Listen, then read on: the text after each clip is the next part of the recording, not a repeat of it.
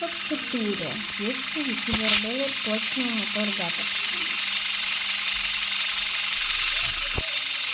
Ніколи не нарушали правила.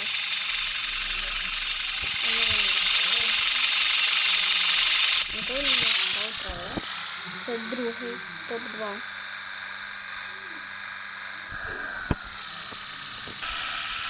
Совершали нормальний обгон.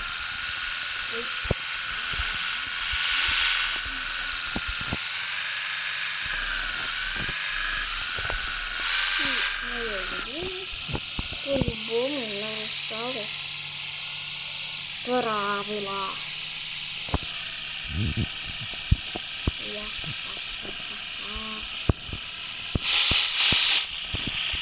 Підганяли справи, професора робили справи.